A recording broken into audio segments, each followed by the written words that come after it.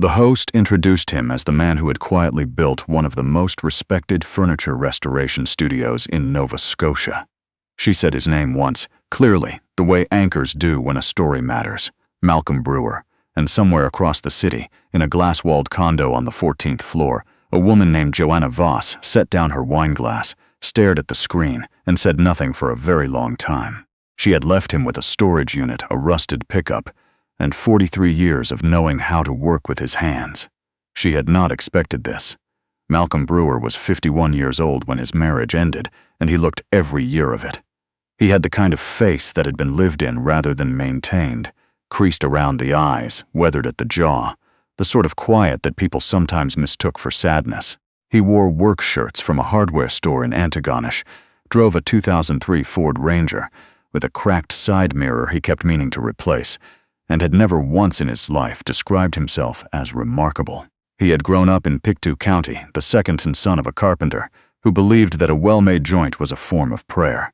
His father had taught him to read the grain of wood the way other men read weather, patiently, with respect, and never against the grain.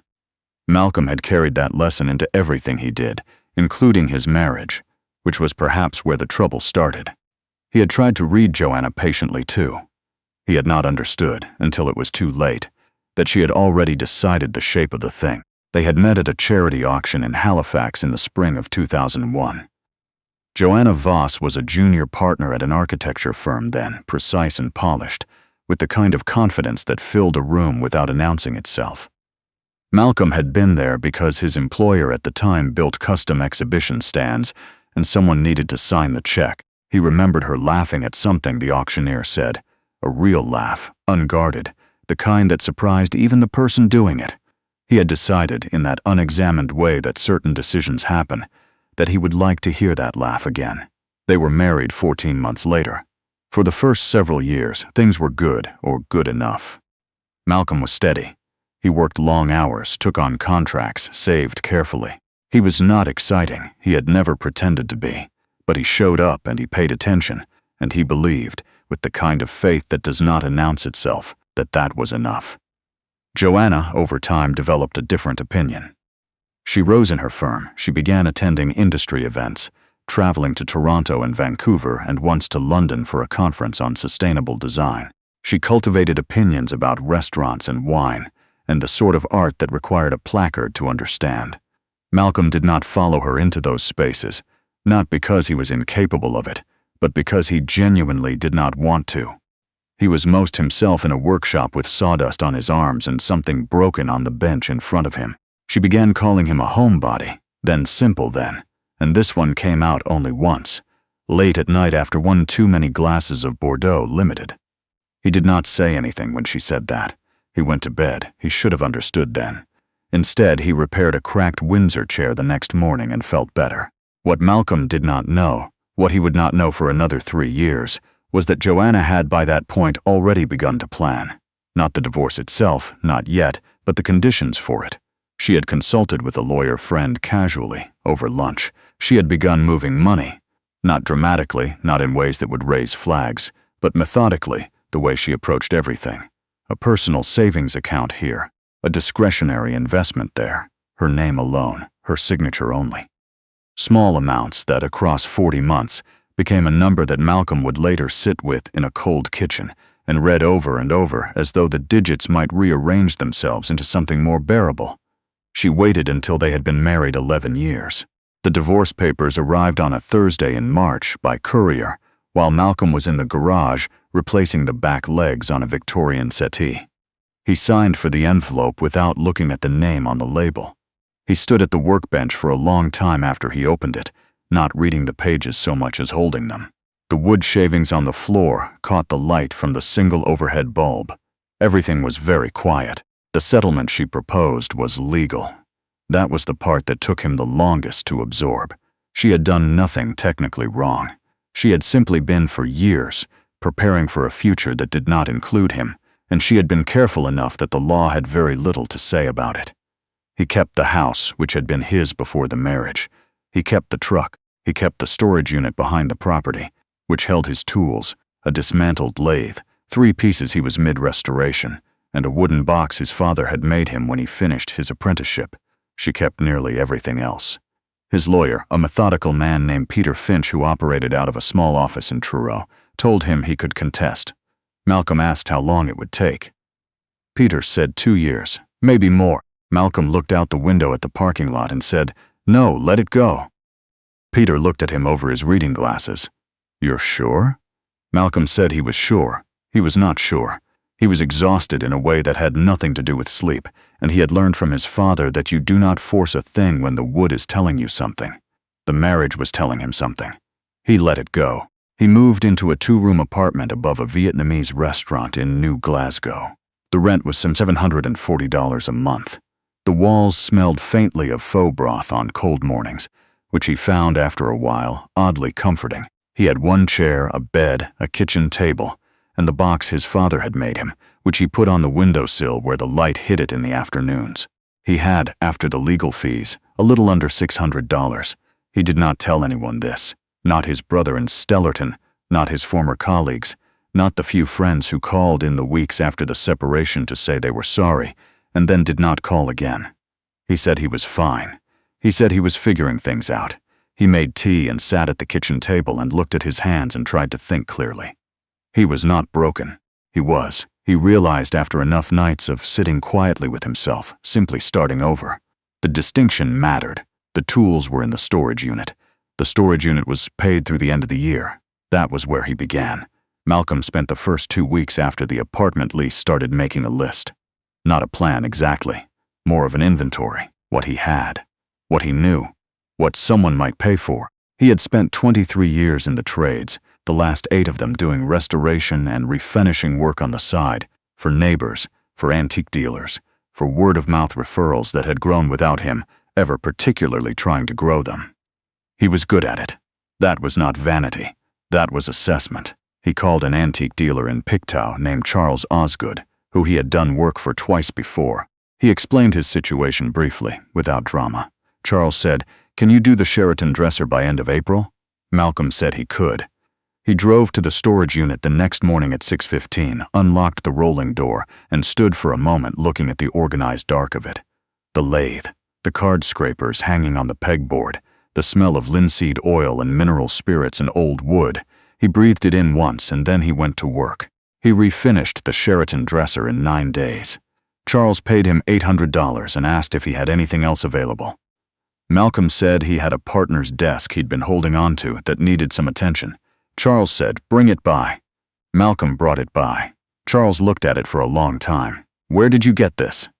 Malcolm said he'd found it at an estate sale in Antigonish, years back. He'd had it in the unit. Charles said, "I'll take it, and if you ever want to set up in here, I've got the back room doing nothing."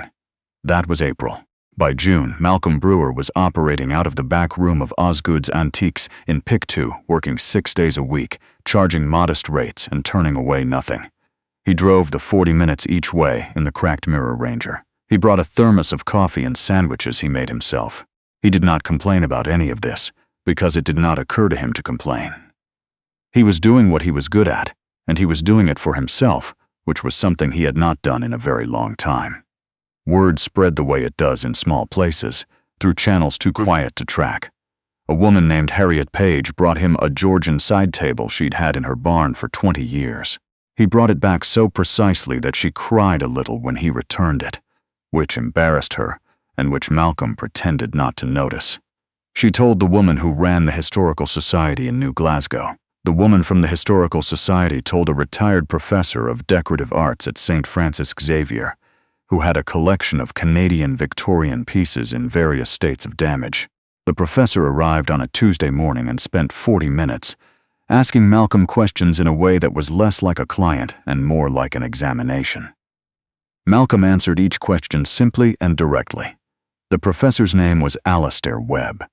He would later describe that Tuesday morning conversation as one of the more illuminating discussions he'd had in 30 years of working with furniture. Alastair came back on Thursday with 3 pieces and a very specific request. "I've been trying to find someone who understands what they're looking at," he said. "Not just someone who can fill a crack and sand it smooth." Malcolm said he understood. "I don't think you understand what I mean," Alastair said, not unkindly. Malcolm picked up one of the pieces, a small country-made chest, early 19th century, dovetails slightly irregular in the way of self-taught makers, and turned it in his hands and said, "Pine, probably Queens County, 1820s. The maker cut his tails first, which is unusual. Whoever built this was left-handed. Alistair looked at him for a moment. "Yes," he said. "Exactly right. When can you start?" By the following January, Malcolm had rented a small workshop of his own. Former machine shop on a side street in Pictou. Drafty in November and cold enough in January to require an electric space heater by the bench. He had 2 regular clients, a growing list of referrals, and a reputation in the antique and heritage restoration community that had built itself without any effort on his part beyond simply doing good work. He had paid off the legal fees. He had saved enough to replace the cracked side mirror on the Ranger, though he had not yet gotten around to actually doing it. He did not have a website. He did not have a business card. He had a phone that rang more often than it used to, and he answered it when he wasn't mid-joint, and he called back when he was. He was making more money than he had in the last decade of his marriage. He did not broadcast this. That was not who he was. What he did in the evenings was right. Not for anyone else. For himself in a brown notebook he'd bought at a pharmacy in New Glasgow, because keeping notes was how he organized his thinking and always had been. He wrote about the pieces he was working on, the problems he encountered, the solutions he'd found or improvised or borrowed from old texts. He wrote about techniques he'd read about in British conservation manuals from the 1970s, some of which he was testing for the first time. He wrote small observations about the wood itself, the way quarter-sawn oak moved differently from flat-sawn in humidity, the way shellac behaved in cold versus warm rooms. It was not literature. It was a working man's document of his own craft, and he kept it on the bench beside him the way his father had kept a coffee tin for his pencils. He was not thinking about anyone reading it. 18 months after Joanna Voss had sent the courier with the papers, and 11 months after Malcolm Brewer had set up a workbench in the back room of an antique shop in Pictou, a woman named Dana Ellsworth drove from Halifax to return a side chair she had commissioned him to restore. She was in her late 60s, precise and unhurried, and she had in a previous life spent 20 years as a producer for CBC Radio. She watched Malcolm for 10 minutes while he explained what he'd found inside the chair. Evidence of an earlier repair, probably 1940s, a previous restorer's decisions he'd chosen to honor rather than erase. She asked him, very quietly, if he had ever been on the radio. He said no. She said, "Would you consider it?" He said he didn't think he had anything to say that people would want to hear. Dana Ellsworth looked at the chair, then at the man, then back at the chair. "I disagree," she said. The segment aired on a Saturday morning program out of Halifax. It was 22 minutes long. Malcolm sat in the studio in his work shirt, which he had not changed because Dana had specifically told him not to, and talked about furniture the way other people talk about things they have spent their whole lives learning to see. He was not nervous. He did not perform. He was simply, as he always was, direct and quiet and precise. The calls to the station began before the segment finished airing. Dana called him that afternoon. "How do you feel about television?" she said. He said he hadn't thought about it. She said, "Start thinking." The documentary took 8 months to produce. A small independent production company in Halifax, run by a former CBC filmmaker named Ron Arsenault, followed Malcolm through his workshop, through estate sales in Cape Breton and antique markets in Moncton, through a formal consultation at the Nova Scotia Museum, where a curator had 3 pieces of uncertain provenance that had been sitting unexamined in climate storage for 11 years. Malcolm examined each piece with the same attention he gave everything, unhurried, methodical, occasionally quiet for long enough that the camera crew exchanged glances. He identified the maker of one piece, a blanket chest, through a combination of construction details and a half-obliterated maker's mark under the lower rail. The museum had been trying to attribute it for 6 years. Malcolm found it in 40 minutes. Ron Arsenault did not try to dramatize this in the edit. He didn't need to. The documentary premiered at the Atlantic Film Festival in September. Malcolm attended in the same work shirt. He sat in the dark theater and watched the film about himself with the mild, slightly puzzled expression of a man who has not quite understood that something significant has happened to him. The applause at the end was long. When a journalist from the Chronicle Herald asked him afterward what it felt like to see his work on screen. Malcolm considered the question carefully. "Like looking at someone else's wood," he said. "You can see what's there that you might have missed." The journalist wrote the quote down and used it as the headline. It was in the third week after the festival, on a Thursday evening, that Joanna Voss saw the news segment. She had been in Halifax visiting a colleague, staying at the condo she now owned alone when the Regional Arts Roundup came on. She heard the name. She turned from the kitchen counter and looked at the screen. The segment was 3 minutes and 40 seconds. It covered the documentary, the museum attribution, the radio program, and described Malcolm Brewer as a quietly significant figure in the preservation of Atlantic Canadian material culture. There was footage of the workshop, the tools on the pegboard, the bench with the coffee thermos and the brown notebook, the window light falling across a piece of tiger maple in a way that was, even on television, beautiful. Joanna watched the whole thing. She had not thought about Malcolm Brewer in a very deliberate way since the settlement had been finalized. She had thought about the settlement itself with the particular satisfaction of someone who has resolved a long-standing administrative matter.